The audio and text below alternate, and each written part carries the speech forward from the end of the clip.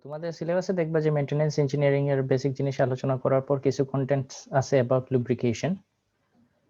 তো আজকের ক্লাস থেকে আমরা ওই যে লুব্রিকেশন টপিকগুলো দেখব আর কি, যে লুব্রিকেশন কি বা লুব্রিকেশন কোন ধরনের হইতে পারে বা কোন ধরনের সাবস্টেন্সকে আমরা লুব্রিকেন্ট হিসেবে ইউজ করতে পারি আর কি, এই যে বেসিক জিনিসগুলো আর কি। তো লুব্রিকেশন সম্পর্কে কারো কোনো আইডিয়া আছে বা আগে কোনো কোর্সে পড়ছো এমন কিছু কোনো আইডিয়া আছে? তো ফ্রিকশন রিডিউস করার জন্য স্যার ইউজ করা হ্যাঁ, তো আমরা লুব্রিকেন্ট যখন তোমরা ওই যে বিয়ারিং ডিজাইন পড়ছিলা তখনও আমরা যে proper type of lubricant choose করার জন্য আমরা ম্যাথও করে আসছিলাম, মনে আছে মেশিন ডিজাইনে? জি জি স্যার, স্যার বিয়ারিং ডিজাইন মধ্যে ছিল স্যার, লুব্রিকেন্ট টেম্পারেচার সিলেক্ট হ্যাঁ, বিয়ারিং ডিজাইনের ক্ষেত্রে আমরা যে টেম্পারেচার রেসপেক্টে আমরা ভিসকসিটি থেকে চুজ করে যে এসএই কোন টাইপের লুব্রিকেন্ট ইউজ করতাম ওইটা একটা নাম্বার ছিল, তাই না?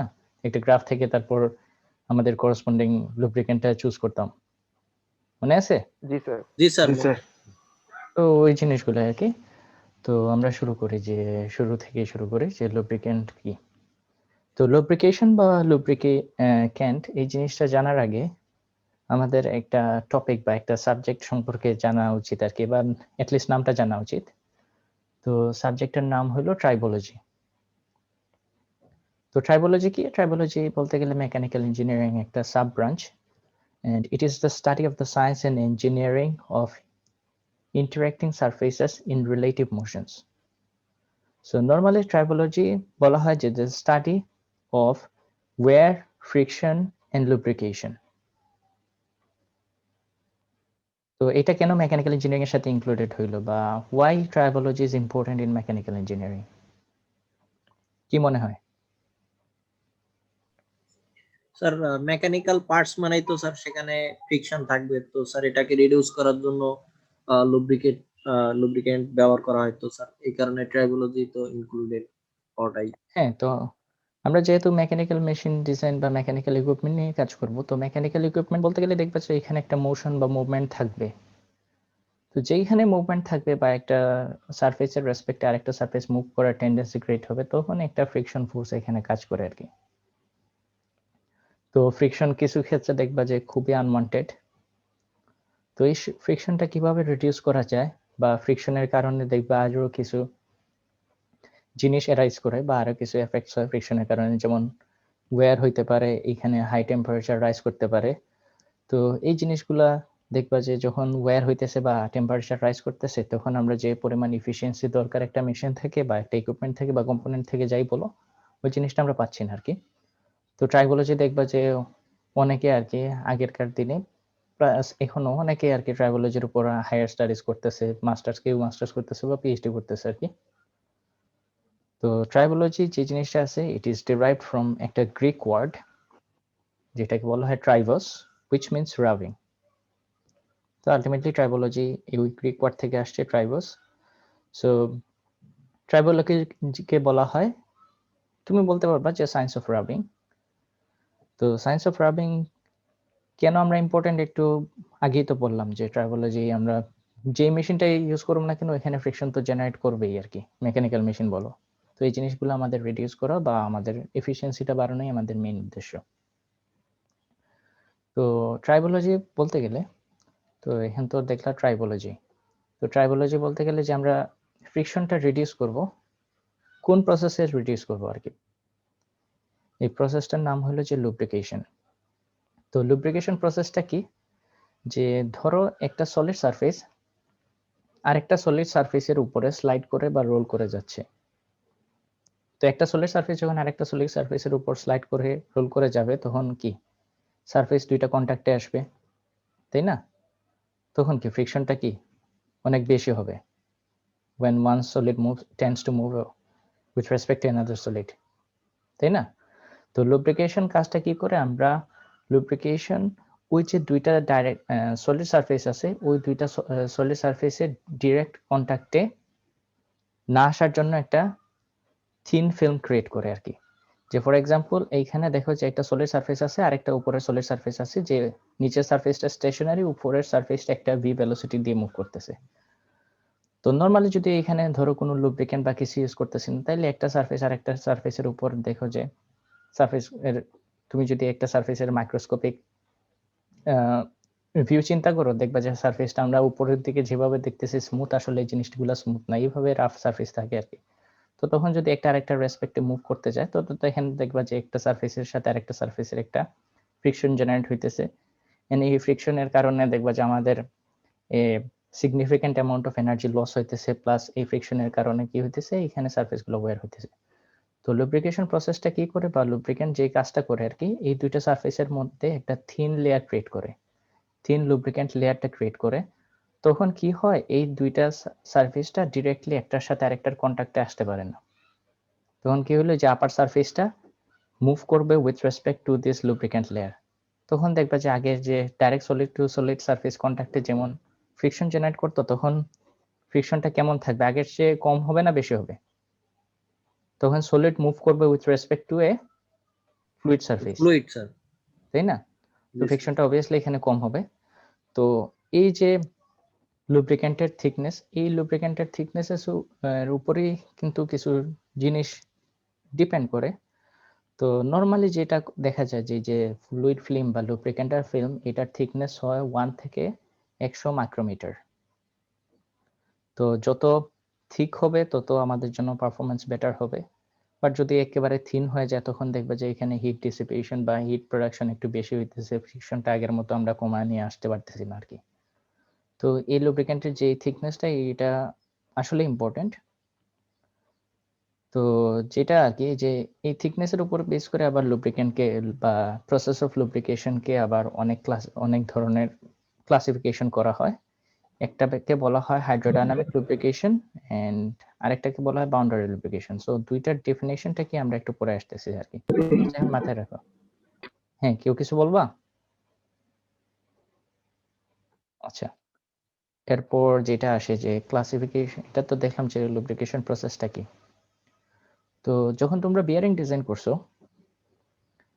তখন আমরা যেটা করছি আর কি, আমরা জাস্ট লুব্রিকেশনটা চুজ করছি, বা টাইপ অফ লুব্রিকেশন বা লুব্রিক্যান্ট অয়েল কোনটা, এই জিনিসটা আমরা ডিজাইন করার জন্য কোনটা আমাদের পারফেক্টলি কাজ করবে এই জিনিসটা চুজ করছি। বাট এই জিনিসগুলো দেখে আসি নাই যে কোন টাইপের লুব্রিকেশন বিয়ারিং এর জন্য হচ্ছে আর কি। তো বেসিক্যালি বিয়ারিং এর ক্ষেত্রে লুব্রিকেশনটাকে যদি আমরা ক্লাসিফাই করি, বা নর্মালি লুব্রিকেশনটাকে যদি ক্লাসিফাই করা হয় আর কি, নট অনলি ফর বিয়ারিং বা এনি টাইপ অফ লুব্রিকেশন, তো নর্মালি 5 টাইপস অফ ক্লাসিফিকেশনস হইতে পারে লুব্রিকেশনের। One is hydrodynamic, another one is hydrostatic, তারপর elastohydrodynamic, boundary and solid film. The question is কোনটার মধ্যে কি, বা কোনটার সিগনিফিকেন্সটা কি, কেন এই 5টা ধরনের আমরা লুব্রিকেশন করতেছি, বা কেন এই 5টা ক্যাটাগরিজ আসলো, কেন আমরা একটা ক্যাটাগরি নিয়ে কাজ করতেছি না আর কি। তো দেখবা যে ঘুরে ফিরে বেসিকটাই সেম, জাস্ট কিছু জায়গায় একটি অ্যাপ্লিকেশনে ডিফারেন্ট, বা এই জিনিসের কারণে নামগুলো একটু ডিফারেন্ট হয়ে যায়।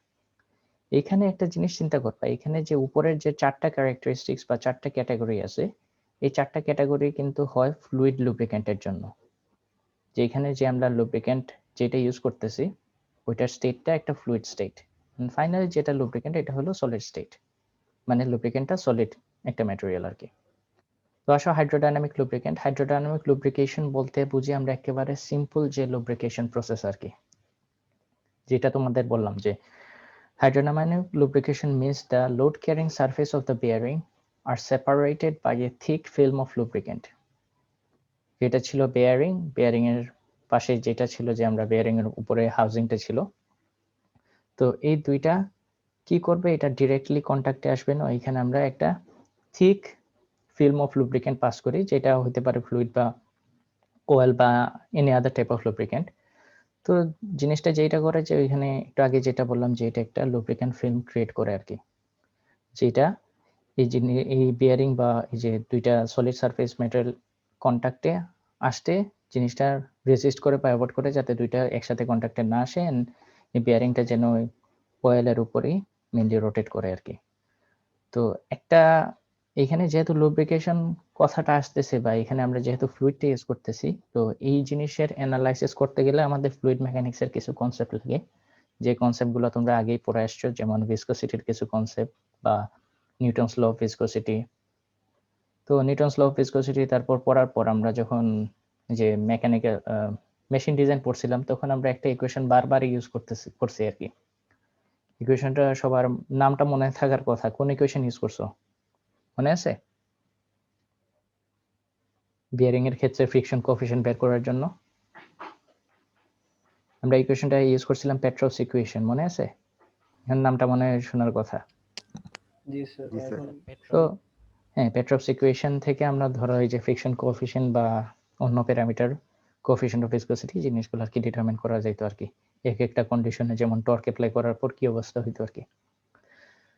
তো হাইড্রোডাইনামিক লুব্রিকেশনে একটা ব্যাপারে খেয়াল করবা আর কি, এখানে যে অয়েলটা পাস করা হয় বা ধরো একটা বিয়ারিং আছে বা জার্নাল বিয়ারিং এর ক্ষেত্রে কি করা হয়, উপরে একটা অয়েল ইনপুট বা একটা ওপেনিং থাকে, যে ওপেনিং দিয়ে আমরা লুব্রিক্যান্টটা পাস করি। তো নর্মাল যে লুব্রিক্যান্টটা পাস করা হয় হাইড্রোডাইনামিক লুব্রিকেশনে, এই অয়েলটা এক্সটার্নালি কখনোই প্রেসারাইজড করা হয় না, জাস্ট নর্মালি অয়েলটা ফ্লো করে দেওয়া হয় আর কি। এখানে কিন্তু কি করা হয় না, এক্সটার্নালি কোনো প্রেসারাইজড করে বা পাম্প ইউজ করে অয়েলটাকে পাস করা হয় না। তো হাইড্রোডাইনামিক লুব্রিকেশনের আরেক কিছু নাম আছে, যেমন এটাকে আবার বলা হয় ফুল ফ্লেম লুব্রিকেশন, অথবা এটাকে আবার বলা হয় ফ্লুইড লুব্রিকেশন আর কি। তো মেইনলি ধরো যে টাইপের ডিজাইন আমরা মেইনলি প্রিফার করি যে হাইড্রোডাইনামিক লুব্রিকেশন অ্যাপ্লাই করার জন্য আর কি।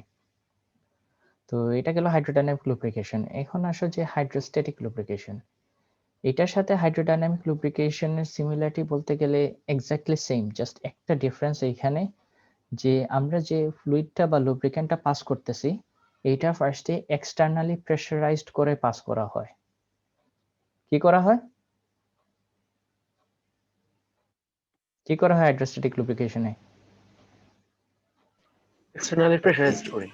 এক্সটার্নালি প্রেসারাইজ করা হয়। যেমন এখানে ধরো একটা শাফট আছে, এখানে আমরা একটা জার্নালে বিয়ারিং করতেছি, তো শাফটের ক্ষেত্রে এখানে একটা আছে অয়েল ইনলেট। নরমালি যদি হাইড্রোডাইনামিক লুব্রিকেশন করা হতো, এইখানে একটা ইনলেট থাকতো, তো এইখান থেকে জাস্ট অয়েলটা ফ্লো করে এখানে চলে আসতো, এখানে আমরা এক্সটার্নাল কোনো প্রেসার অ্যাপ্লাই করতেছি না। বাট যখন হাইড্রোস্ট্যাটিক লুব্রিকেশন চলে আসলো, এখানে দেখো যে আমরা একটা পাম্প ইউজ করে লুব্রিক্যান্টটাকে প্রেসারাইজ করে তারপরেই ক্লিয়ারেন্স ভলিউমে বা যেইটাই বলো, এটা কোন ক্লিয়ারেন্স, এটাকে বলা হয় রেডিয়াল ক্লিয়ারেন্স, তাই না? রেডিয়াল ক্লিয়ারেন্স মনে আছে কোনটা? যে difference of the diameter of the জি sir. Bearing bearing and shaft. দুইটার ডায়ামিটারের ডিফারেন্সটাই যেটা, ওটা ছিল ক্লিয়ারেন্স আর কি। তো এটা গেল হাইড্রোস্ট্যাটিক লুব্রিকেশন, এন্ড ফাইনালি আসলো ইলাস্টো হাইড্রোডাইনামিক লুব্রিকেশন। তো ইলাস্টো হাইড্রোডাইনামিক লুব্রিকেশন যে টাইপের লুব্রিকেশন ইউজ করা হয় যখন একটা সারফেস আরেকটা সারফেসের উপর স্লাইড করতেছে না, বাট রোল করে যাচ্ছে, যেমন ধরো মেটিং গিয়ারস বলো বা রোলার বিয়ারিং বা বল বিয়ারিং এ কি হয়, বা রোলার বিয়ারিং এ কি হয়, একটা রোলার এলিমেন্ট থাকে, তো ওই এলিমেন্টটা একটা আরেকটা সারফেসের উপরে রোল করে চলে যায়। বা মিটিং গিয়ারের ক্ষেত্রে কি চিন্তা করে, একটা টিথ আরেকটা গিয়ার টিথের উপর রোল করে তারপর জিনিসটা কি হয়ে যায় আর কি, পাওয়ারটা ট্রান্সমিট হয়। তো ইলাস্টো হাইড্রোডাইনামিক লুব্রিকেশনের ক্ষেত্রে কি হয়, যে এখানে কন্টাক্টটা থাকবে রোলিং কন্টাক্ট, জাস্ট এইটাই আর কি, বেসিকটা সেম আর কি, জাস্ট নেমিংটা। তারপরে তো বেসিকটা সেম। এরপরে আসো যে যেটা type of lubrication, boundary lubrication. And the question is boundary lubrication বলতে কি বুঝি, বা বাউন্ডারি লুব্রিকেশন কি? অলরেডি তো আমরা দেখে ফেলেছি তিন টাইপের লুব্রিকেশন। তো কিছু কিছু ক্ষেত্রে, ফর এক্সাম্পল জার্নাল বিয়ারিং এর ক্ষেত্রে কি হয়, এখানে তো আমরা একটা থিক ফিল্ম অফ লুব্রিক্যান্ট, এই লুব্রিক্যান্টের যে ফিল্মের থিকনেসটা অনেক বেশি, অনেক সময় হইতে পারে না যে অনেক ইউজের কারণে এটার থিকনেসটা কমে যায়। ফর এক্সাম্পল আমি যদি ধরো এনাফ লুব্রিক্যান্টটা পাস না করি, কি হবে, এখানে লুব্রিক্যান্টের থিকনেসটা কমে যাবে, তাই না? তারপর ধরো যে এখানে যদি সাফিসিয়েন্ট সারফেস এরিয়া না থাকে, তারপর আমরা বিয়ারিং বা যে মুভিং সারফেস যে ভেলোসিটিতে মুভ করার দরকার, ওই ভেলোসিটিতে যদি মুভ না করে, তারপর যেটা বললাম যে আমরা যে লুব্রিক্যান্টটা পাস করতেছি, হইতে পারে এটা লিকেজের কারণে বা অন্য কোনো কারণে যে কোয়ান্টিটিটা পাস করা দরকার ওই কোয়ান্টিটি আমরা পাস করতে পারতেছি না। তারপর বিয়ারিং এর ক্ষেত্রে আরেকটা জিনিস চলে আসে যে আমরা বিয়ারিং লোড, আমরা যখন বিয়ারিং ডিজাইন করতেছি আমরা একটা স্পেসিফাইড লোড নিয়ে ডিজাইন করি। তো সামহাও দেখবা যদি লোডটা ইনক্রিজ হয়ে যায়, এখানে প্রেসারটা আরো কি বেশি জেনারেট করবে। প্রেসার জেনারেট করলে এখানে কি হবে, লুব্রিক্যান্টের ফিল্মের থিকনেসটা আগের মতো থাকবে না, জিনিসটা আরো রিডিউস হয়ে চলে আসবে। এন্ড তারপর আরেকটা কি হইতে পারে যে যদি লুব্রিক্যান্ট বা আমরা লুব্রিক্যান্ট ইউজ করতেছি যে ফ্রিকশনটা কমানোর জন্য, তো যদি সামহাও হইতে পারে যে স্পিডটা অনেক বেড়ে গেল, তো আলটিমেটলি দেখবা যে ফ্রিকশনটাও বেড়ে যাচ্ছে, which in return increases the lubricant temperature. So temperature যদি বাড়ে একটা লুব্রিক্যান্টের ভিসকসিটি বাড়বে না কমবে? ভিসকসিটি ভিসকসিটি কমবে স্যার। ভিসকসিটি অবভিয়াসলি কমবে আর কি। তো ভিসকসিটি যদি কমে যায় লুব্রিক্যান্ট আগের মতো পারফর্ম করতে পারবে না। তখন কি হয়, এই কিছু ফ্যাক্টরসের কারণে হাইড্রোডাইনামিক লুব্রিক্যান্টটা আগের যে থিকনেস ছিল ওই থিকনেসটা মেনটেন করতে পারে না আর কি। তখন থিকনেসটা কি হয়ে যায়, থিকনেসটা অনেক কমে যায় আর কি। যে ধরো আমি আগে বলছিলাম থিকনেসটা অনেক বেশি, বাট এইসব কজেসের কারণে থিকনেসটা কমে গিয়ে দেখবা যে এটা থিকনেসটা খুবই মলিকুলার লেভেলে থিকনেস হয়ে যায়, যে several molecular dimensions in thickness. তখনটা আর এটা ফুল হাইড্রোডাইনামিক একটা লেয়ার থাকে না, তখন থিকনেসটা খুবই কম চলে আসে। যেটা যখন থিকনেসটা খুবই কম চলে আসে তখন এই লুব্রিকেশন সিস্টেমটা পুরোপুরি আনস্টেবল হয়ে যায়। এন্ড এই যে ফেনোমেনা এটাকে বলা হয় বাউন্ডারি লুব্রিকেশন। বুঝছো তো? জি স্যার। আগের থিকনেস থেকে থিকনেসটা খুবই কম হয়, একেবারে সেভারাল মলিকুলার ডাইমেনশনস এর মতো হয়ে যায় থিকনেসটা। তো এই প্রসেসটাকে বলা হয় boundary lubrication. And boundary lubrication কোন লুব্রিকেশনের ক্ষেত্রে হয়, কোন ক্লাসিফিকেশনটাই আলটিমেটলি বাউন্ডারি লুব্রিকেশন ট্রান্সফার হয়ে যায় বলো তো? হাইড্রোডাইনামিক Hydrodynamics, হাইড্রোস্ট্যাটিক দুটোতেই তো হতে পারে। দুটোতেই হতে পারে, বাট হাইড্রোস্ট্যাটিকে ধরো আমরা এক্সটার্নালি তো প্রেসার অ্যাপ্লাই করতেছি, জি এই স্যার, জিনিসটা মেনটেন করা externally যায়। স্যার তো হাইড্রোডাইনামিক এই জিনিসটাই হয় যে হাইড্রোডাইনামিক লুব্রিকেশনটা একটা সময় বাউন্ডারি লুব্রিকেশনে কনভার্ট হয়ে যায় আর কি। তো এই জিনিসটা ধরো বাউন্ডারি লুব্রিকেশনে চলে গেলে জিনিসটা খুবই আনস্টেবল হয়ে যায় আর কি, আগের মতো লুব্রিকেশনটা আগের পারফরমেন্স দেখাইতে পারে না। তো এইটা অ্যাভয়েড করার জন্য কিছু আমাদের প্রথমেই ডিজাইন ক্রাইটেরিয়ার ক্ষেত্রে কিছু প্যারামিটারস কন্ট্রোল করা লাগে আর কি, বা কিছু প্যারামিটারসের ভ্যালু একটা মিনিমাম ভ্যালুর মধ্যে রাখা লাগে আর কি, যেটা যদি এটার চেয়ে কম চলে আসে তাহলে জিনিসটা হাইড্রোডাইনামিক থেকে বাউন্ডারি লুব্রিকেশনে চলে আসে আর কি। তো এই এক্সপ্লেনেশনটা আমরা একেবারে লাস্ট ক্লাসে এটার পরে দেখবো আর কি, নেক্সট ক্লাসে দেখবো। আপাতত এটা জাস্ট মাথায় রাখবো যে যদি প্রপার আমাদের কন্ডিশন না মিট করতে পারি তখন হাইড্রোডাইনামিক লুব্রিকেশনটা বাউন্ডারি লুব্রিকেশনে চলে আসে। And finally solid frame lubrication. তো অনেক সময় ধরো আমরা জাস্ট সবসময় যে ফ্লুইড লুব্রিকেন্ট হিসেবে ইউজ করব তা না, তো কিছু কিছু ক্ষেত্রে সলিড ম্যাটেরিয়ালও লুব্রিকেশন হিসেবে ইউজ করা হয় সলিড লুব্রিকেন্ট। তো নর্মালি গ্রাফাইট বা মোলিবডিয়াম ডাইসালফাইড এই টাইপের ম্যাটেরিয়ালগুলো ইউজ করা হয়। তো এই যে মোলিবডিয়াম ডাইসালফাইড এটাকে বলা হয় the king of solid lubricants. তো এখন ধরো রাইট নাও এইসব ম্যাটেরিয়ালের উপর অনেক বেশি কাজ করা হচ্ছে আর কি, যে perfect composite material that can withstand the bearing load as well as whose frictional coefficient is very small আর কি। তো এই টাইপের ম্যাটেরিয়াল ডেভেলপ করার জন্য অনেক কাজ করা হচ্ছে আর কি, যাতে আমরা এই জিনিসগুলোকে আমরা সলিড লুব্রিকেন্ট হিসেবে ইউজ করতে পারি। স্যার এগুলা কি স্যার ইনএক্সপেন্সিভ? এইটা বলতে পারি না, নরমালি Comparatively- গ্রাফাইটটা তো অনেক ইনএক্সপেন্সিভ আর কি, তাই না? বাট মোলিবডিয়াম ডাইসালফাইডের প্রাইসটা আমার জানা নাই। তো এরপর যেটা আসলো যে লুব্রিকেন্ট, তো লুব্রিকেন্টটা আসলে কি আমরা একটু আগে অলরেডি ডিসকাস করে ফেলছি আর কি, যে লুব্রিকেশন করানোর জন্য যে টাইপের ম্যাটেরিয়াল আমরা ইউজ করি আর কি ফ্রিকশন রিডিউস করার জন্য ওইটাকে বলা হয় লুব্রিকেন্ট। তো লুব্রিকেন্ট আর যে লুব্রিসিটি হইলো যে এই যে ফ্রিকশন কমানোর যে প্রপার্টিটা, একটা ম্যাটেরিয়ালের যে ফ্রিকশন কমানোর প্রপার্টিটা এটাকে বলা হয় লুব্রিসিটি। সো একটা ম্যাটেরিয়ালের লুব্রিসিটি যত ভালো এটার লুব্রিকেটিং প্রপার্টি তত ভালো, এটা তত ইজিলি ফ্রিকশনটাকে রিডিউস করতে পারে আর কি।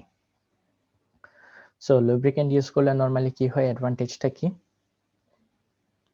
এখানে দেখা যায় different type of lubricant use করা হয় আর কি। তো তোমরা দেখবে যে আমাদের দেশে খুব বেশি এই যে মোবিল জিনিসটা ইউজ করা হয়, আর ধরো অনেক জায়গায় দেখবা যে ক্যাস্ট্রল, দেখবা যে নর্মালি কোনো ওয়ার্কশপে বা যদি পেট্রোল পাম্পে যাও দেখবা যে এই জিনিসগুলোর প্রচুর কি আছে, অ্যাডভার্টাইজ আছে, জি স্যার। তাই না? প্লাস ধরো তোমরা যারা সাইকেল চালাও বা মোটর বাইক চালাও তাদের তো লুব্রিকেন্ট হিসেবে নর্মালি আইডিয়া আছেই আর কি। আর সাইকেল যারা চালাও তো আমরা কি করি? সাইকেলও স্যার ওই যে গ্রিস ট্রিস দেওয়া লাগে স্যার। হ্যাঁ, গ্রিস টিস বা এই জিনিসগুলো ইউজ করা হয় আর কি। তো lubricant ইউজ করলে যেটা হয় যে এটা স্মুথ অপারেশন এলাও করে, it allows continuous smooth operation of the equipment. And যেহেতু এখানে ফ্রিকশন কমতেছে, এখানে ওয়েটটাও কি হইতেছে, কমতেছে। তারপর একটা সময় যদি আমরা ধরো লুব্রিক্যান্ট অয়েল, আমি একটা লুব্রিক্যান্ট অয়েল কিনে নিয়ে একটা গাড়ির মধ্যে দিয়ে দিলাম বা মেশিনের মধ্যে দিয়ে দিলাম, এইভাবে রেখে দিলাম, আর কখনোই চেঞ্জ করলাম না, তখন কিন্তু এই জিনিসটা প্রপারলি কাজ করতে পারবে না। কারণ লুব্রিক্যান্টের অয়েলের কিছু প্রপার্টি আছে, আমরা দেখবো একটু পরে কি কি প্রপার্টি আছে। ওই প্রপার্টিগুলো যদি সামহাও ধরো ডিগ্রেড করে বা আফটার সাম ইউজেস, যে আমরা ওই দিন দেখছিলাম ওই যে প্রিভেন্টিভ মেনটেনেন্সের ক্ষেত্রে আমরা কি করছিলাম, টাইম বেসড ছিল আর একটা ছিল ইউসেজ বেসড, তাই না?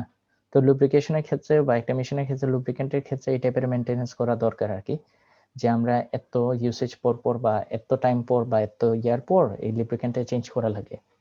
কারণ তখন লুব্রিকেন্টটা আগের প্রপার্টি শো করতে পারবেন না, তখন দেখবে যে উল্টা ফ্রিকশন কমানোর চেয়ে লুব্রিকেন্টটা ফ্রিকশনটা বাড়ায় দিতেছে।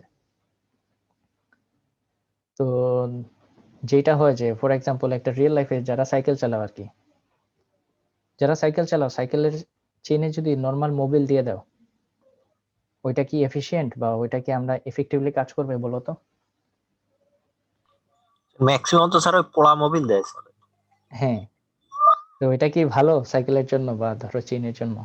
স্যার ওইটা সার্টেন পিরিয়ড স্যার করে স্যার এফিশিয়েন্ট কাজ করে, কিন্তু এই আর একটু পরেই স্যার ওইটার ভিতরে ডাস্ট জমে যায়, দেন স্যার লুব্রিকেটিং প্রপার্টিটা আরো কমে যায়, তখন আরো সমস্যা হয় ইয়ের জন্য। এক্স্যাক্টলি, নর্মাল সাইকেলের জন্য, সাইকেলের চেনের জন্য তুমি কখনোই গাড়ির মোবিল লুব্রিকেন্ট হিসেবে ইউজ করতে পারবে না।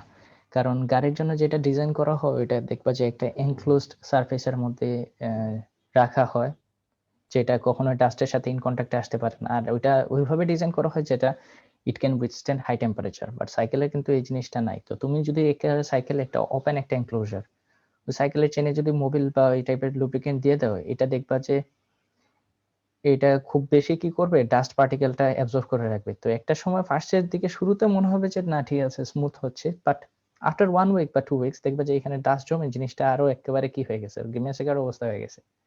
তো নরমালি জি সাইকেলে স্যার। ওই টাইপের মোবিলটা ইউজ করা প্রিফারেবল না আর কি। তো এটা গেল যে লুব্রিক্যান্টস এর কিভাবে আমাদের কাজ করে, এন্ড যেটা আর কি যে ফাংশন অফ লুব্রিকেটিং অয়েল। তো বলো তো লুব্রিকেটিং অয়েলের কি কি ফাংশন থাকতে পারে, বা লুব্রিকেটিং অয়েল যে ইউজ করতেছে এটা ফাংশনটা আসলে কি? Sir first of all friction main হচ্ছে স্যার ফ্রিকশন রিডিউস করা। জি স্যার। হ্যাঁ, তারপরে হিট করা স্যার। তারপর স্যার ওই কন্টাক্ট সারফেসের টেম্পারেচার রিডিউস করা। তারপর ওয়্যার রেজিস্ট করা। দেন দেন স্যার মানে যদি কোনো ইয়ে থাকে, ডাস্ট পার্টিকেল থাকে স্যার, এগুলো স্যার রিমুভ করা। এক্স্যাক্টলি। তো লুব্রিকেন্ট অয়েলের কিছু প্রপার্টি আছে। ফার্স্ট অফ অল আমরা যে কারণে ইউজ করতেছি, মেইন যে ফাংশন ওইটা হবে যে অবভিয়াসলি এখানে ফ্রিকশনটা রিডিউস করা। তারপর যেটা হইলো যে ফ্রিকশন হইলে তো নরমালি এখানে সারফেসে ওয়্যার হইতে পারে, তো লুব্রিক্যান্ট অয়েল এই ওয়্যারটাকে প্রিভেন্ট করে আর কি। তারপর যেটা হলো যে ফ্রিকশন হলে টেম্পারেচার রাইজ করবে, এইখানে একটা হাই টেম্পারেচার ক্রিয়েট হবে, তারপর ওই ম্যাটেরিয়ালের উপর একটা থার্মাল স্ট্রেস জেনারেট করবে, যে জিনিসটা ম্যাটেরিয়ালের জন্য অবশ্যই ভালো না। তো লুব্রিক্যান্টটা অয়েলটা একটা কুলেন্ট হিসেবে কাজ করে। বাট লুব্রিক্যান্ট, এমন একটা লুব্রিক্যান্ট অয়েল ইউজ করা লাগবে যেটা যেন হাই টেম্পারেচার উইথস্ট্যান্ড করা লাগে আর কি। তারপরে যে সিলিং এজেন্ট, তোমরা যদি ধরো অটোমোবাইলেও পড়ছো বা আগেও ধরো অ্যাপ্লাই থার্মোডাইনামিক্স বা আগেও ধরো থার্মোডাইনামিক্সে পড়ে আসছো যে জি নরমালি স্যার, পিস্টনের ওখানে পিস্টনটা বা ফুল সিলিন্ডারটা এয়ার টাইট করা লাগে। তো এটার জন্য দেখবা যে পিস্টন রিং ইউজ করা হয়।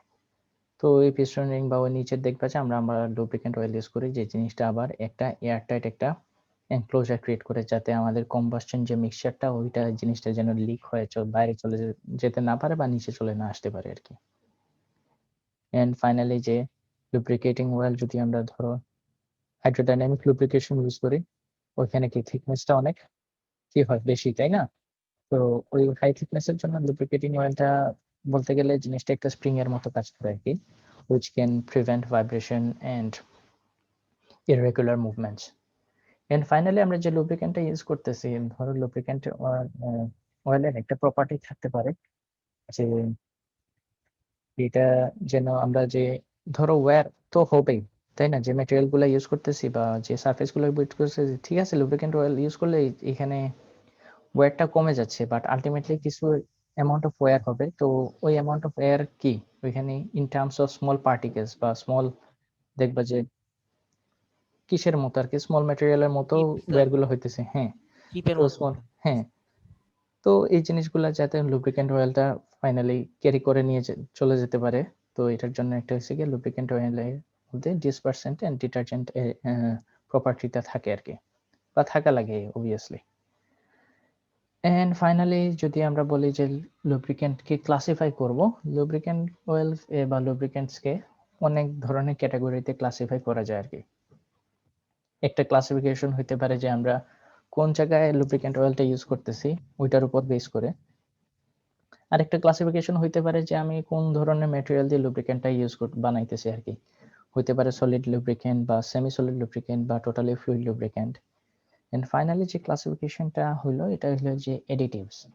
আমরা নরমালি একটা অয়েল কে কিন্তু ডিরেক্টলি লুব্রিকেন্ট হিসেবে ইউজ করতে পারবো না, নট আনলেস ওইটার প্রপার্টিটা এনহ্যান্স হইতেছে বা ওইটা আমরা ডিফারেন্ট অন্য কোনো কেমিক্যাল ইউজ করে ওইটার প্রপার্টিটা আরো বাড়ায় দিতেছি, যে জিনিসগুলো আমাদের লুব্রিসিটিটা এনহ্যান্স করবে আর কি। তো যদি আমরা জেনারেল ক্লাসিফিকেশন অফ লুব্রিকেন্টস এর কথা বলি, এই জেনারেল ক্লাসিফিকেশনটা বেস করা হয়েছে যে ম্যাটেরিয়ালের উপর, কোন ধরনের ম্যাটেরিয়াল আমরা ইউজ করতেছি ওইটার উপর বেস করে আমরা জেনারেল ক্লাসিফিকেশন অফ লুব্রিকেন্টস বলতে পারি। তো ফার্স্টে দেখো যে আসলো যে মিনারেল লুব্রিকেন্টস, যে আমরা মিনারেল অয়েল ইউজ করে লুব্রিকেন্টটা ইউজ করতেছি। মিনারেল লুব্রিকেন্টসটা আমরা নেচার থেকে ডিরেক্টলি আমরা পাবো বা একটু হাইড্রোলাইসিস বা অন্য কোনো মেথডে আমরা ন্যাচারাল যে কম্পাউন্ডগুলো আছে ওই জিনিসগুলো থেকে আমরা কি করতে পারি আর কি, প্রডিউস করতে পারি। তো মিনারেল লুব্রিকেন্টস এর আবার কিছু ক্লাসিফিকেশন আছে। একটা দেখবা যে ফ্লুইড লুব্রিকেন্টস, যেটাকে আমরা বলি অয়েল। তারপর সেমি সলিড লুব্রিকেন্ট, যেটা আমরা গ্রিজ নামেই সবাই চিনি। এন্ড ফাইনালি সলিড লুব্রিকেন্ট, যেটা একটু আগে বললাম যে গ্রাফাইট বা মোলিবডিনাম ডাইসালফাইড হিসেবে ইউজ করা হয়। তো ফ্লুইড লুব্রিকেন্ট আবার অনেক ধরনের হইতে পারে। ফার্স্ট অফ অল আসো যে প্যারাফিনিক অয়েলস। তো প্যারাফিন জিনিসগুলো তোমরা obviously কেমিস্ট্রিতে দেখে আসছো যে paraffin oils are produced by hydrocracking. তো ফার্স্টে একটা ক্রুড অয়েলকে হাইড্রোক্র্যাকিং করে তারপর ডিফারেন্ট এক্সট্রাকশন প্রসেস করে তারপর প্যারাফিন অয়েলটা পাওয়া যায় আর কি। এন্ড এটা যে লং কার্বন চেইন স্ট্রাকচারড হয়। তো প্যারাফিন অয়েলস এর কিছু প্রপার্টি আছে যে এটা রিলেটিভলি ভিসকাস এন্ড এটা অক্সিডেশন রেজিস্ট্যান্স, যে অক্সিডেশন কে কি করে ফেলে। তারপর ফাইনালি এখানে দেখো যে they possesses high flash point and high pour point. And our question is, what do you mean by flash point and what do you mean by pour point? বলো কোনটা কি? স্যার ফ্ল্যাশ পয়েন্ট হচ্ছে sir যেই temperature আর কি sir এটা আর কি burn হওয়া start করে আর কি, মানে ইগনিশন ইগনাইট হয় স্যার। মানে টেম্পারেচার জিনিসটা একেবারে হাই ইগনিশন বা কম্বাস্টেবল স্টেটে চলে যায়। এখানে আসলে যে পোর পয়েন্টটা আসলে কি?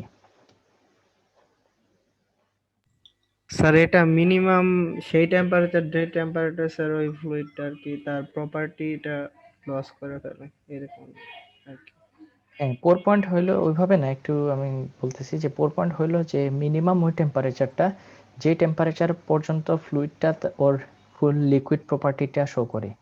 তো এই টেম্পারেচার যদি নিচে চলে যায় ফ্লুইডটা একেবারে স্মুথলি পোর হইতে পারবে না বা ফ্লো করতে পারবে না। তো ওই টেম্পারেচারে যদি পোর পয়েন্টের নিচে টেম্পারেচারে যদি চলে যাও তাহলে ফ্লুইডটা ওই যে ফ্লোয়েবল প্রপার্টিটা বা ফ্লোয়িং যে প্রপার্টিটা ওই প্রপার্টিটা হারায় ফেলে আর কি। তো পোর পয়েন্ট আর ক্রিস্টালাইজেশন পয়েন্ট কি সেম? পোর পয়েন্ট আর কি পয়েন্ট? Crystallisation point.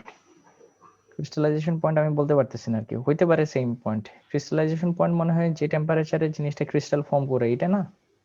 জি স্যার। হইতে পারে আর কি। আমি ক্রিস্টালাইজেশন পয়েন্ট ধরো আমরা পোর পয়েন্ট বলি, তো কেমিস্ট্রিতে থাকতে পারে কি পোর পয়েন্ট বা ওই যে flash point of diesel oil তোমরা পড়ছিলাম মনে হয় 2-1 এ থার্মোডাইনামিক্সের একটা কি ছিল, এক্সপেরিমেন্টও ছিল যে বম কিলোমিটার দিয়ে determination of flash point by using bomb calorimeter, মনে আছে? জি স্যার। তো এখন বলো তো কোনটা বেশি হইলে ভালো আর কোনটা কম হইলে ভালো? Flash point flash point sir plus point বেশি স্যার, হলে বেশি ভালো স্যার। আর স্যার পোর পয়েন্ট কম হলে ভালো।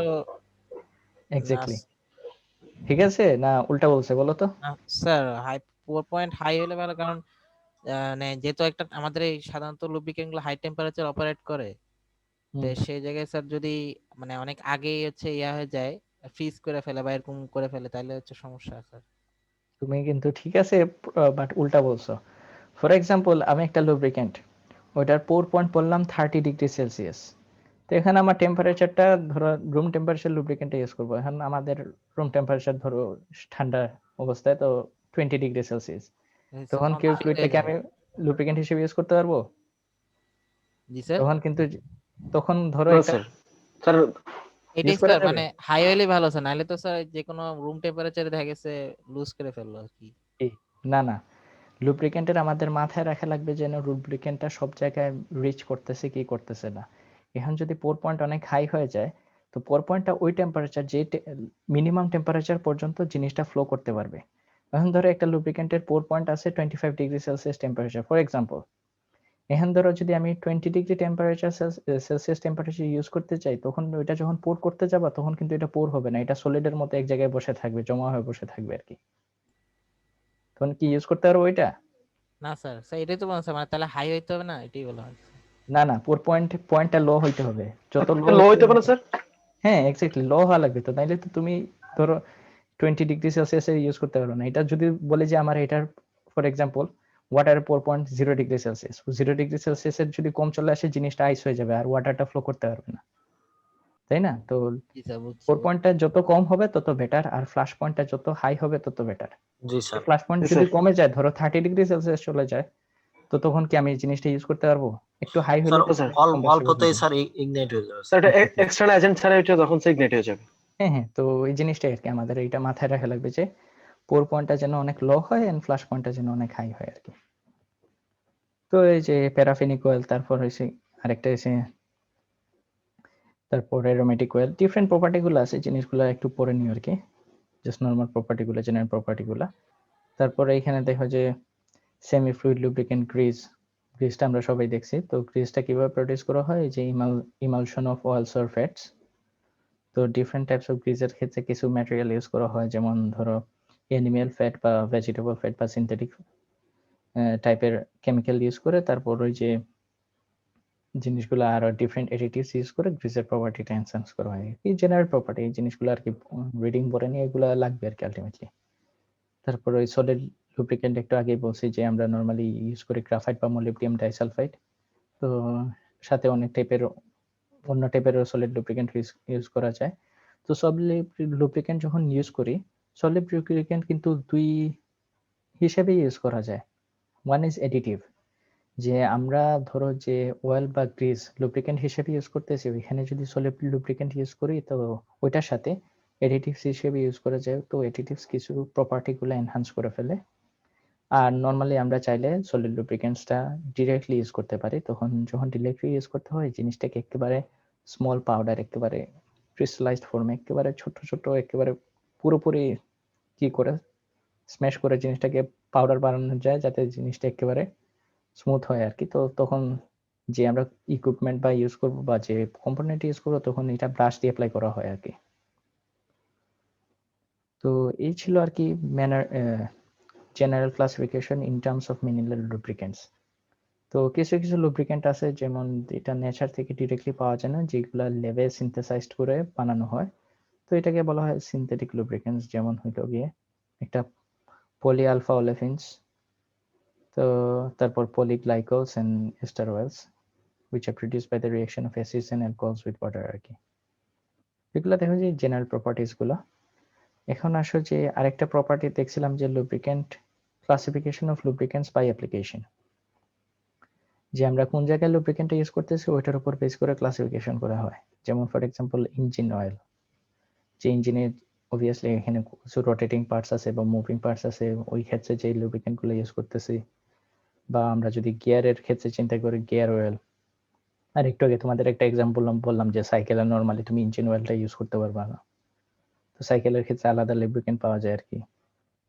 তারপর ওই যে অনেক সময় কাটিং ফ্লুইড বা কুলেন্ট হিসেবে লুব্রিকেন্টের একটা প্রপার্টি দেখছিলাম যে যেটা কুলেন্ট হিসাবেও কাজ করে। তো এটা আমরা কাটিং ফ্লুইডের হিসেবেও অনেক জায়গায় ইউজ করা হয়, যে যখন এটার ভিসকসিটি একটু কম আর কি। তারপর ওয়েল লুব্রিকেন্টস ওই টাইপের লুব্রিকেন্টস, যে লুব্রিকেন্টসটা যে পোর পয়েন্টের সাথে আমরা দেখছি যে পোর পয়েন্ট যদি একটু বেশি হয়ে যায়, লুব্রিকেন্টসটা প্রপারলি ফ্লো করতে পারে না। তখন যে লুব্রিকেন্টটা সব জায়গায় রিচ করার জন্য যে টাইপের লুব্রিকেন্ট ইউজ করা হলো ওয়েল লুব্রিকেন্টস। তারপর দেখবে যে কম্প্রেসরের ক্ষেত্রে বা হিট ট্রান্সফারের ক্ষেত্রে যদি লুব্রিকেন্টের ধরো থার্মাল কন্ডাক্টিভিটি অনেক বেশি হাই হয়, তখন আমরা এটা হিট ট্রান্সফার বা স্পেসিফিক ক্যাপাসিটি যদি বেশি হাই হয়, তাহলে নাকি এটা বেশি হিট ক্যারি করতে পারবে আর কি। তো এই টাইপের ক্লাসিফিকেশনের উপর বেস করে আমরা লুব্রিকেন্টসকে ক্লাসিফাই করতে পারি আর কি, অ্যাকর্ডিং টু অ্যাপ্লিকেশন। এন্ড সবচেয়ে ইম্পর্টেন্ট যে জিনিসগুলো হইলো যে classification of lubricants by additives. Normally একটা অয়েলকে, বা ফর এক্সাম্পল একটা সয়াবিন অয়েল আর কি, বা ভেজিটেবল অয়েল, ওইটাকে কি তুমি লুব্রিকেন্ট হিসেবে ইউজ করতে পারবা? না স্যার। কখনোই পারবা না। তো নর্মালি কি করা হয়, আমরা তো নেচার থেকে একটা অয়েল পাইতেছি, ওইটাকে ডিরেক্টলি কখনোই তুমি লুব্রিকেন্ট হিসেবে ইউজ করতে পারবে না। ওইটার সাথে কিছু কেমিক্যালস অ্যাড করা হয় যাতে এটার লুব্রিকেটিং প্রপার্টিগুলো এনহ্যান্স করা হয়। এই যে কেমিক্যালস বা ম্যাটেরিয়ালসগুলো অ্যাড করা হয়, ও ম্যাটেরিয়ালকে বলা হয় এডিটিভস। তো এডিটিভস কি কি ইউজ করা যায়, বা কি কি এডিটিভস ইউজ করলে কোন টাইপের প্রপার্টি হয়? ফর এক্সাম্পল, ফার্স্ট যে এডিটিভটা এক্সট্রিম প্রেসার। আমরা যে লুব্রিকেন্টটা ইউজ করতেছি, অবভিয়াসলি এটা একটা, ধরো ফর এক্সাম্পল আমরা বিয়ারিং এর ক্ষেত্রে যে লুব্রিকেন্টগুলো ইউজ করি, তো বিয়ারিং এর উপর যে লোডটা পড়তেছে, আলটিমেটলি জিনিসগুলো কিন্তু আইসা লুব্রিকেন্টের উপরই পড়বে ইন টার্মস অফ প্রেসার। তো এটা যদি হাই এক্সট্রিম বা হাই প্রেসার রেজিস্ট্যান্স না হয়, জিনিসটা দেখবে যে লুব্রিকেন্টটা ওর যে এফিশিয়েন্ট বা যে প্রপার্টি, ডিজায়ারেবল যে প্রপার্টি চাচ্ছিলাম, ওইটা কি করতেছে না, শো করতেছে না। স্যার লুব্রিকেটিং যেগুলো ইউজ করা হয় স্যার, সেগুলো কি স্যার কি ধরনের ভিসকাস লুব্রিকেটিং ইউজ করা হয় স্যার? হায়ার, লোয়ার না মিডিয়াম স্যার? এটা ডিপেন্ড করে তোমার ইউজের উপরে, বা কোন টাইপের লোড ইউজ করতেছো, বা তোমার এই যে এখানে অপারেটিং টেম্পারেচারটা কত, ওইটার উপর বেস করে দেখো যে লুব্রিকেটিং অয়েলের একটা চার্ট আছে আর কি, ওই যে মেশিন ডিজাইনে যেটা পরে আসছে ওইটাই, যে আমার এক একটা কন্ডিশনের ক্ষেত্রে আমি কোনটা ইউজ করব। বা কিছু কিছু লুব্রিকেটিং অয়েলের কাছে দেখবা যে SAE10 ব্রেকেটে আবার লেখা W, মনে আছে? জি যে স্যার। এটা আমরা দুই জায়গায় ইউজ করতে পারবো, আমরা সামার কান্ট্রিতে ইউজ করতে পারবো, বা যে কান্ট্রিগুলোতে কোল্ড টেম্পারেচার অনেক বেশি পসিবিলিটি হইতে পারে যে লুব্রিকেন্টের ফ্রিজিং হইতে পারে, তখন ওই জিনিসটাও ইউজ করা যায় আর কি। স্যার ওই প্রপার্টির উপর ডিপেন্ড করে আর কি।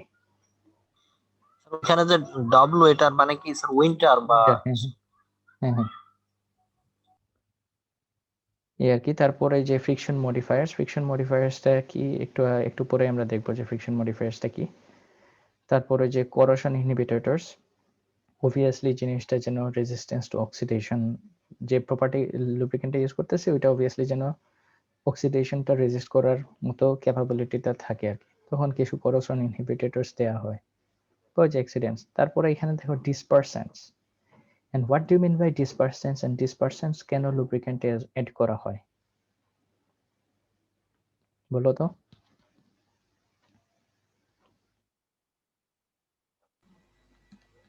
এটা ফ্লুইডিটি বাড়াইতে স্যার।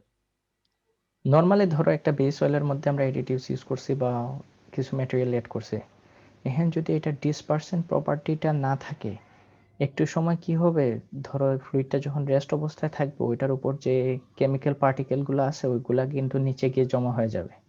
জি স্যার। তো ডিসপারসেন্ট হইলে এই জিনিসটা হবে না, যে সবসময় একটা পার্টিকেল থেকে আরেকটা পার্টিকেল যাতে কন্ট্যাক্টে না আসে, এই টাইপের একটা প্রপার্টি থাকে, যাতে প্রত্যেকটা ম্যাটেরিয়াল গুলা বা প্রত্যেকটা পার্টিকেল গুলো একটা স্প্রেড অবস্থায় থাকে, কখনো একটু পরে নিচে যেন জমা না হয়ে যায় আর কি। স্যার ডিসপারশন জিনিসটা কি স্যার? ডিসপারসেন্ট জিনিসটা বলতে গেলে এটা কিছু টাইপের কেমিক্যাল, যে জিনিসটা ধরো ওই যে চার্জের মতো আর কি, আয়নাইজড করে রাখে প্রত্যেকটা পার্টিকেলকে, যাতে একটা আরেকটার সাথে ধরো কোয়াগুলেন্ট কাছে, হ্যাঁ কোয়াগুলেন্ট বা একসাথে কাছে চলে না আসতে পারে আর কি। যদি এক জায়গায় এসে জমা হয়ে যায়, তাহলে লুব্রিকেন্টটা তুমি ইউজ করতে পারবে না। উপরে দেখবা যে একটা পাতলা একটা লেয়ার হয়ে গেছে, আর নিচে একটা হাই ডেন্স একটা লেয়ার হয়ে গেছে আর কি। তারপর তো ডিটারজেন্টিং প্রপার্টি কেন ইউজ করা হয়, অবভিয়াসলি এখানে এটা জিনিসটাকে ক্লিন করারও আমার মাথায় রাখা লাগবে। তারপর কম্পাউন্ডেড, অনেক সময় দেখবা যে একটা লুব্রিকেন্টের মাল্টিপল জায়গায় ইউজ করার জন্য বানানো হয়, যে যেটা বললা যে সামারে ইউজ করতে পারবা, আবার উইন্টারে ইউজ করতে পারবা। তো তারপর অ্যান্টি ফোমিং এজেন্ট, ফোম যদি হয় এখানে কি হবে, এখানে একটা বাবল ক্রিয়েট হবে। তো এখানে বাবল ক্রিয়েট হলে এখানে এয়ার ট্র্যাপড হওয়ার পসিবিলিটি থাকে আর কি, বা এয়ার ট্র্যাপড হয়ে থাকবে। তো জিনিসটা আর কি ক্লাসে প্রপার্টিটা এনহান্স না করে জিনিসটা রিডিউস করবে, তো অ্যান্টি ফোমিং এজেন্ট দেওয়া লাগবে। তারপর পোর পয়েন্ট ডিপ্রেসেন্টস, আমাদের সবসময় মাথায় রাখা লাগবে যেন যেটা পোর পয়েন্ট লুব্রিকেন্টটা ইউজ করতেছে ওইটা পোর পয়েন্টটা যেন একটু কম হয় আর কি। তো অনেক সময় ডিফারেন্ট ম্যাটেরিয়াল ইউজ করে পোর পয়েন্টটাকে আবার আরো কমায় দেওয়া হয়। ফর এক্সাম্পল একটা পোর পয়েন্ট আছে 10 ডিগ্রি, তো আমি এখানে আরো এডিটিভস ইউজ করে এটা পোর পয়েন্টটা আবার আরো নিচে চলে আসলাম আর কি, -10 ডিগ্রি এমন আর কি। তো পোর পয়েন্ট কখনো কিন্তু বাড়ায় দেওয়া যাবে না, বুঝছো তো? জি স্যার, বুঝতে পারছি। হ্যাঁ, এখানে যে এখানে দেখো যে একটা টাইপের এডিটিভস ফ্রিকশন মডিফায়ার্স, এটা বলিনি আর কি, এখানে ফুল এক্সপ্লেনেশনটা দেওয়া আছে। তো friction modifiers is a special type of additive. এই টাইপের এডিটিভ কি করে, এই টাইপের এডিটিভের মধ্যে একটা পোলার একটা কি বলতে গেলে কম্পোনেন্ট থাকে আর কি, পোলার এন্ড থাকে এই টাইপের এডিটিভের মধ্যে। যে এই টাইপের এডিটিভ নর্মালি ইউজ করা হয় এস্টার্স, ন্যাচারাল ফ্যাটি অ্যাসিড বা সিনথেটিক ফ্যাটি অ্যাসিড। তো এই টাইপের মলিকুলের মধ্যে একটা থাকে পোলার এন্ড হেড, আর একটা ওয়েল সলিউবল এন্ড বা এটাকে বলা হয় টেইল। তো যখন এই ফ্রিকশন মডিফায়ারটা লুব্রিকেন্টে দেওয়া হয়, এন্ড লুব্রিকেন্টটা আমরা ধরো একটা সলিডের উপর পাস করতেছি বা কন্ট্যাক্ট সারফেসে পাস করতেছি, এই পোলার এন্ডটা গিয়ে যে সলিড সারফেস আছে বা মেটাল সারফেস আছে ওইটার উপর অ্যাটাচ হয়ে যায়। তো অ্যাটাচ হলে কি হয়, এটা দেখো যে এই লুব্রিকেন্টটা কনস্ট্যান্টলি কিন্তু এটার উপরে থাকবে। সিমিলারলি উপরে যদি আরেকটা মেটাল সারফেস চলে আসে, ওইটা হেড গিয়ে কই অ্যাটাচ হয়ে যাবে, ওইটা সারফেসের উপর অ্যাটাচ হয়ে যাবে। তো দেখবা যে আমি কন্টিনিউয়াসলি স্মুথ একটা ফিল্ম পাচ্ছি। তো এই টাইপের ফ্রিকশন মডিফায়ার্স ওই টাইপের লুব্রিকেন্ট ক্ষেত্রে ইউজ করা হয় যখন আমাদের ফ্রিকশনাল কন্টাক্ট খুবই লাইট হয়। তো তখন কি হয়, এই টাইপের লুব্রিকেন্ট তো অবভিয়াসলি একটা থিক ফিল্ম ক্রিয়েট করবে, প্লাস এখানে একটা কুশনিং এফেক্ট বা ড্যাম্পেনিং একটা এফেক্ট পাবো আর কি আমি, যে কন্টিনিউয়াসলি যেহেতু কন্ট্যাক্টে আছে, তো সলিডটা ডিরেক্টলি কন্ট্যাক্টে আসবে না, একটু নর্মাল ফোর্স দিলেও এই জিনিসটা যেহেতু plus minus positive and negative charge আছে, তো একটা আরেকটাকে রিপালস করে সরায় দিবে আর কি। তো এখানে একটা স্প্রিং এর মতো একটা কুশন এফেক্ট বা ড্যাম্পেনিং এফেক্ট পাওয়া যায় আর কি। তো এটা মাথায় রাখা লাগবে, এই টাইপের লুব্রিকেন্টটা সবসময় আমরা লাইট লোডের ক্ষেত্রে ইউজ করতে পারবো। এখানে যদি লোডটা অনেক বেশি হয় তখন কিন্তু এই জিনিসটা আবার দেখবা যে রেজিস্ট করতে পারতেছে না। তো এটাই আর কি, as long as the frictional contact is light, these molecules provide a cushioning effect when one of the coated surface connects with another coated surface. আর যদি ম্যাটেরিয়ালটা হেভি হয় বা কন্ট্যাক্টটা হেভি হয় বা ফ্রিকশনটা হাই হয়, if the contact is heavy, then the molecules are brushed off, eliminating any potential benefit of the additive. তো আজকে আমাদের এই পর্যন্তই।